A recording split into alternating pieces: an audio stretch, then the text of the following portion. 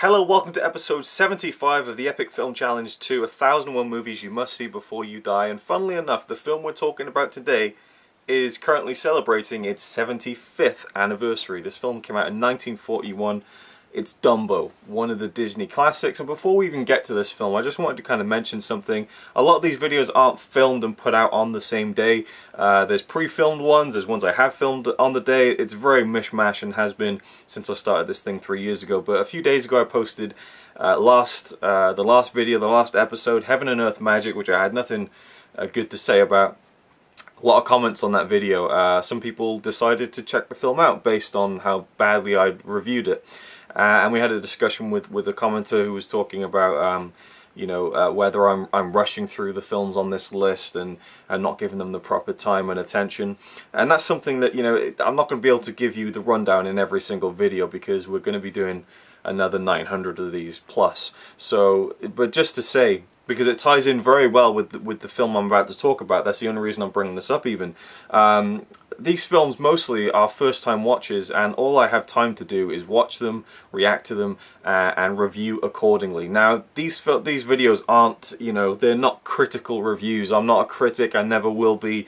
They're not reviews which you can really kind of, hold a torch to and say that that's a solid review. If he says it's good, then it's got to be good. No, it's personal reactions, initial reactions, and a lot of times with films they grow on you, or the opposite happens and you start to dislike them more the more times you see it. It always depends, and Dumbo is a key example of that. But I just don't have the time because I really want to get this challenge, this series done by the time I'm 30. Some people may look at that as me rushing it, but that is fine because to me I'm watching a load of films I've never seen before and I'm really enjoying it regardless of whether I'm able to deliver a video to you every single time that has a weathered and kind of measured response to every single film. You're not going to get critical analysis, and for the most part you're not going to get reviews that have been like meticulously researched. It's on the fly, it's off the cuff, and that's all that this series was ever meant to be. They're my thoughts, and that's all I got to say about that. But it ties in very well with Dumbo. Dumbo is one of the classic Disney films that I grew up with and had seen quite a few times in my childhood. I never seemed to continue watching it into my teenage years like I did with other films like The Lion King, etc. And I revisited it 5 years ago when it came out on Blu-ray with the 70th anniversary edition. And I picked it up, I checked it out, and I've said before, a lot of these Disney films, it feels like I'm watching them after having a concussion, or it felt like I originally watched them when I had a concussion, because these moments keep appearing in these old films, particularly Dumbo, where I'm like, I remember this. I've never thought about it in like 20 years, but I remember this, It's like when you watch films and you love certain moments in them, those moments stay with you. I could give you 1,000 moments right now of great moments in films that I love. And there were those moments in Dumbo, but they didn't stick in my memory. They didn't stay in my head in a conscious way. They were buried deep in my subconscious, and when I watched the film unfold in front of me 5 years ago, I was like, oh yeah, that's right. And I remember that. It was this weird experience. But as it turns out, it only takes another 4 years or 5 years for me to get back to that place, because I watched Dumbo last night and I had the same thing. I was like, oh yeah, I've forgotten so much about it already just in 5 years. And when I watched it 5 years ago, Dumbo, I thought that was sweet, that was fun, but it's not a great film. It was what it was. It was fun to revisit it, but it's not like something felt off about it. It was a bit too short. There's certain bits of things I didn't like. And so I was prepared to kind of have the same opinion this time, but I wanted to watch it again. So I watched it again, and I still kind of had the same opinion until I got to the ending. And the ending I kind of was moved by, and it seemed to just pay off everything that the film had been doing in the previous hour. Very short Disney films, about 1 hour and 6 minutes long, I think.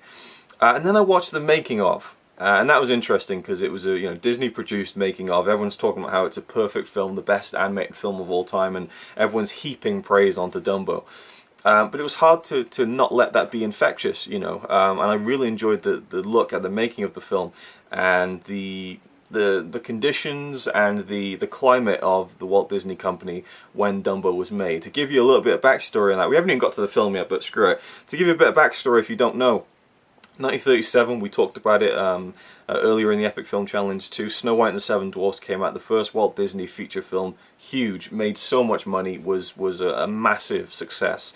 And they followed that up with Pinocchio and Fantasia, and both of those films were not a success. They didn't make money. They didn't do the same numbers that Snow White did, and they were more expensive, and so it got to the point where Disney was like, right, we need to scale back. We need to do something that's a little less ambitious.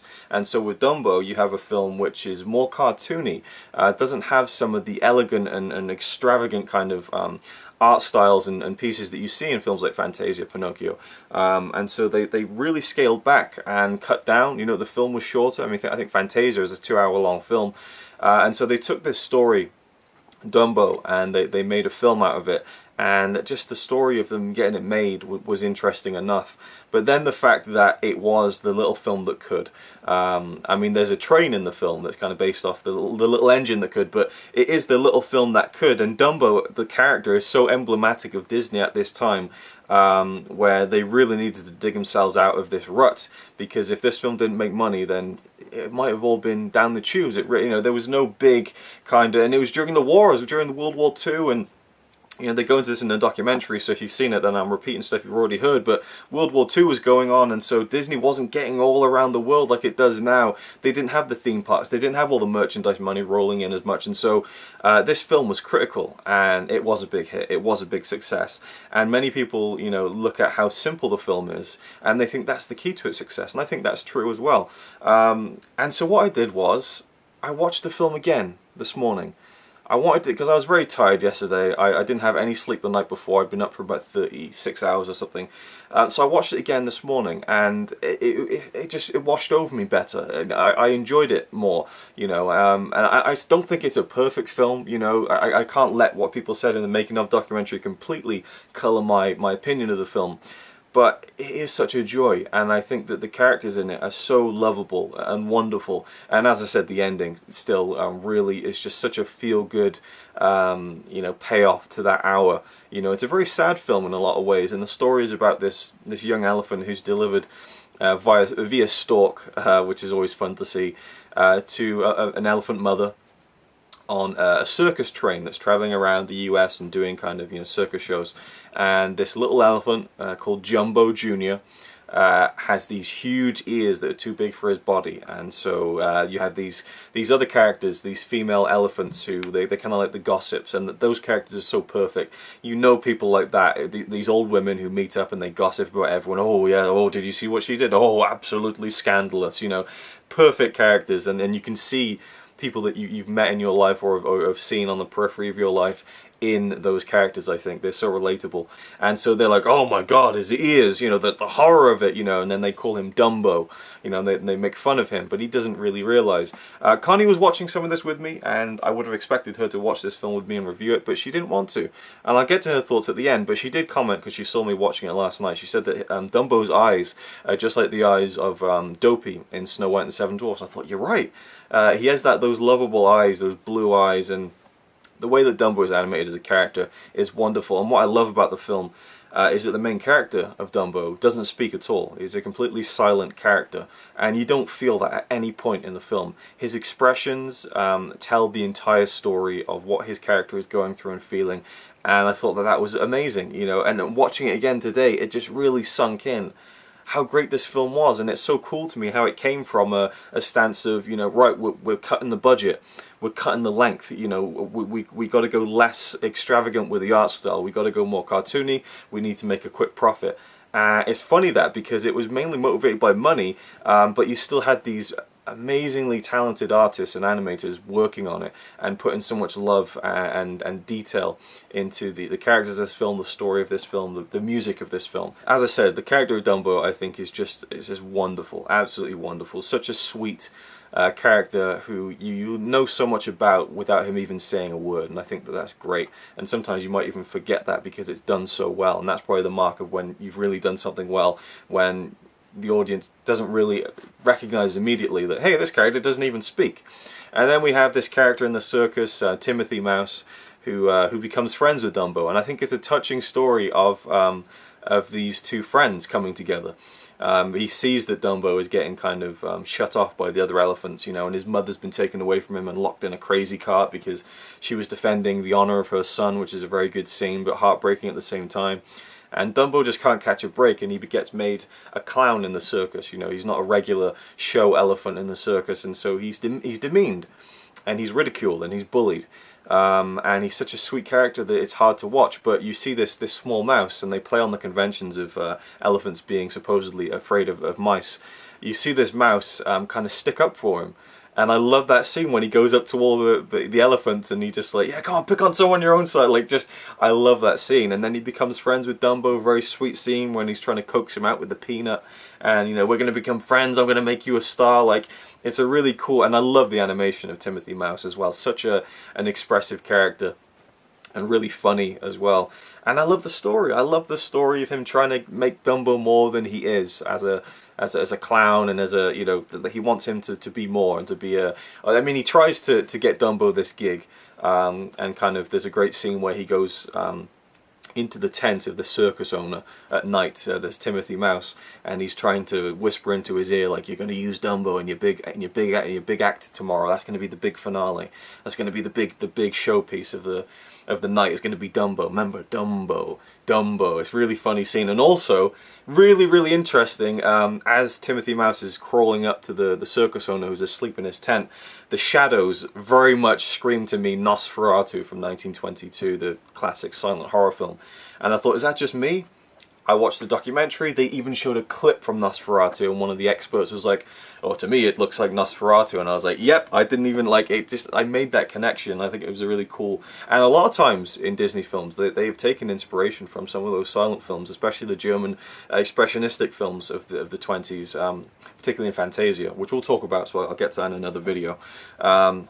But there is great lighting in this film as well, and they did touch on that in the documentary, things I didn't pick up on how they kind of use a little bit of expressionistic lighting. And then of course you have the big sequence of the film, the Elephants on Parade, which is just a mind-bending sequence. And again, this brings us back to films like Heaven and Earth Magic, to films like Age of Gold, An Andalusian Dog, these surrealist films. And this is a surrealist sequence slapped right in the middle of a happy-go-lucky Disney film. Well, I won't say happy-go-lucky because it is quite a sad film, but there is a happy-go-lucky feel to it by the end, and certainly during parts in the beginning and in the middle, with Timothy Mouse's kind of zest and kind of spark that he's trying to put into Dumbo. But to put it into a Disney film was really weird, and it's just an amazing sequence. And the thing is, I've been saying that I don't like these surrealist films that I've seen so far that are abstract and seem to have no meaning. This scene has no meaning. The song doesn't do anything for the plot. It doesn't mean anything. The visuals don't mean anything. All you're seeing here is Dumbo, this miner, getting drunk on a bit of beer and having this trip as if he's taking LSD. I was just about to say as if he's taking LCD. I'll leave that flub in. LSD, it's like an acid trip, right? And it does nothing to advance the plot except for the fact maybe that you then have Dumbo and Timothy kind of asleep in a tree after an all-night bender, which is funny, but as an image itself. But the scene does nothing for the film. You can take it out and it doesn't change it one bit. But what's wonderful about it is that it does have the music, and it does have this vibrancy, and it's just weird and wacky, and it is contained. It is a few minutes long. If you made the Elephants on Parade sequence an hour long, it would get tedious. It would get boring. It would be the same thing over and over again. Or even if it was variants, it would be like, well, what's the story here? There is no story. But because it's put inside this film, and it does link into it, you know. It's Dumbo imagining stuff, you know, kind of hallucinating almost, and he's drunk. So it does fit within the narrative of the story, but the scene itself means nothing. But it's because it's within the framework of an actual story that I think it works so well, because you can kind of stretch your creative muscles a little bit, the animators, and make this weird sequence, all this weird stuff. I mean, it's wacky, it's wild, it's abstract, and I loved it. I really did, because it fit in with the rest of the film, you know, and it didn't detract, you know, I don't know if it added that much to the story, but it's certainly fun to watch because it's given to you in a small increment, and it doesn't overpower the rest of the film, and I think it's a wonderful sequence. as I was saying, so Timothy Mousey, I'm going through the whole plot here. Wow, this video's gone on for so long, but I really wanted to get into this and kind of just celebrate, I guess, my newfound love for this film. Because it really was, watching it again this morning, that just made me realise how good it was, and that I perhaps wasn't giving it a fairer chance before.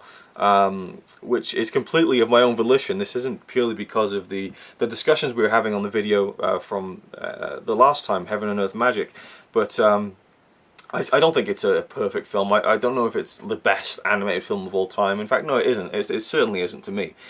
But it is a great film. And yeah, as I was saying, Timothy Mouse is kind of cottoned on to the fact that maybe Dumbo can use his big ears to fly, and then he can kind of, you know, escape this ridicule. And you have the scene with the crows, who in recent years, and perhaps rightfully so, have come under some fire, some criticism and controversy over how they're portrayed as black men in the film, the way that they talk, the way that they act. And I can see why this is a delicate subject. I mean, the main character is called Jim Crow. That within itself is kind of a bit of a sketchy thing, and you have to look at it as a sign of the times, but you also can't ignore it for what it is either. It's certainly far from the most offensive thing I've seen in a film, especially when it comes to race. And even when you look at the fact that the characters are, you know, very intelligent characters, they're heroes in the story, and they're very much independent and things like that. But you cannot ignore it. It is something that is part and parcel with the film.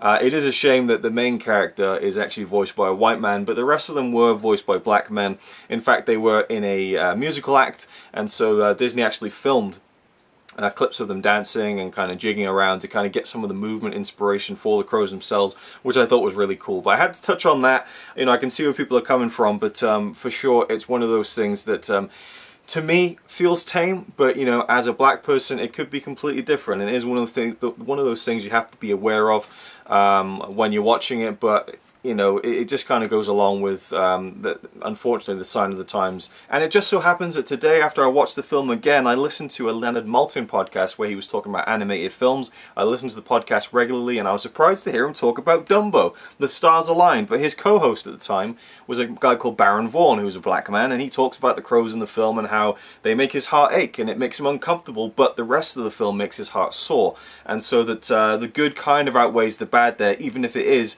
a sensitive subject. And I can definitely get behind that line of thinking. That's just one perspective from a black person about how they feel about the crows in the film. I'm sure other people feel differently. But the film, when it comes to its climax, is really where it just ties everything together, because you've gone through that darkness, you've gone through the sadness of seeing Dumbo ripped away from his mother, and it's heartbreaking, you know, and you see that tear roll down his cheek. It's just, you just want to give him a big hug and tell him that everything's going to be okay. And it's just a really, really great way of storytelling, because you have the darkness in the beginning and the middle, and by the time you get to the end, the film soars. It really does soar, and the ending just is such a great feel-good ending. The film is just, I love it. I absolutely love it. I've really been won over by it. I've always liked it, but something about this third viewing as an adult this morning has really kind of changed my opinion of things, and there's something special about it. There really is. Whereas Fantasia and Snow White and Pinocchio, films like that, they feel like a feature-length animated movie. Dumbo feels like a feature-length animated cartoon. It has the spirit of cartoons, but it is something more, and it has that heart to it. You know, the friendships, well, just the main friendship. You know, Timothy and Dumbo. It's a beautiful friendship, and I love it. And there's so many things that I love about this film. It's just, I could gush about it for ages. I really, really could. And then the ending, you know, you get to see Dumbo fly. It's on the cover, spoilers, and I think it's just wonderful. You know, you see kind of the newspaper flashes, you know, Dumbo gets his ears insured for $1 million and becomes this huge star, and it is such a sweet ending that really did move me a little bit towards the end. And it's just such a great hour-long film with some great, I mean, some of the artwork, even though it is more simpler than some of the other Disney films, is just done so well. And Connie was watching it, and she was saying, "When's this from?" I said, 1941. She said, "Holy shit, it looks so good." And I was like, "I know, right?" And she's just like, "Yeah," she really liked the animation. But the reason she didn't join me for it is because it is a sad film, and she said to me it was a one-time watch for her. So I said to Connie, "Is it a film you must see before you die?" And she said, "Yeah, definitely. It's a Disney." So she seems to very much be of the opinion that if it's a Disney film, you have to watch it, which is fair enough. But to me, that this isn't a one-time watch. This has become one of my new favorite Disney films. It really has. I can't see it not being in the top 5, and you know, certainly is up there as one of my favorites. definitely over Snow White, you know.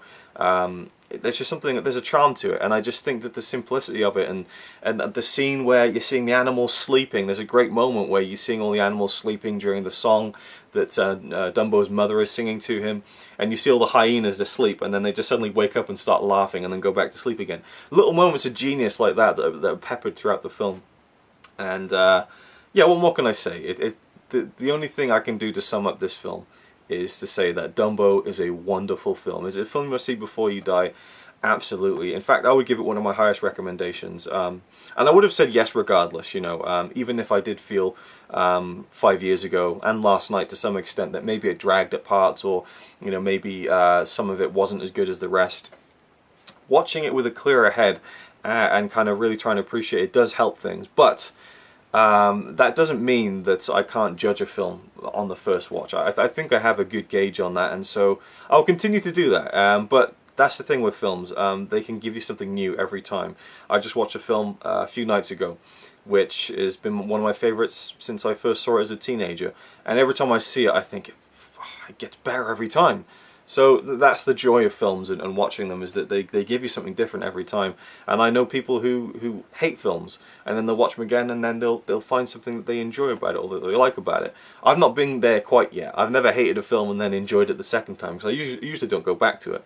But it's a big discussion that could go on forever. But for me, Dumbo is definitely a film you must see before you die. And thank you for watching. Leave your thoughts down below on Dumbo and any other Disney film that you think is a film that you must see before you die. There's not many in the book. There's only a handful of them. We've done 3 already now. But it's 2 out of 3 so far. You know, Snow White, yes. Dumbo, yes. Jungle Book, I kind of voted no on that one. But I think there's only 2 left. No, 3 left, I think. I think there should be more. I definitely think there should be more Disney represented in the book, but nonetheless, on we go with the rest of this series, and I just want to kind of comment on that a little bit, you know. But this series is so free flowing to me that it has to be as and when I see it, you know. And so who knows whether my opinions will change in the future, but for Dumbo, I'm so glad I gave it that second watch this morning. I'm so glad that I reevaluated it, because I did love it last night, but I loved it even more today. And kind of looking at some of the things that people were saying in the documentary, and kind of recognizing what they were doing within the film in terms of the visual style, and also how brilliantly Dumbo as a character is pulled off without saying a word. And it's really a testament to the animators who made him so cute, so lovable, so sympathetic, and ultimately that final scene of the film where he's flying along is just an absolute joy. It's brilliant. So there we go, that's all I got. Thank you for watching, and I'll see you with the next one.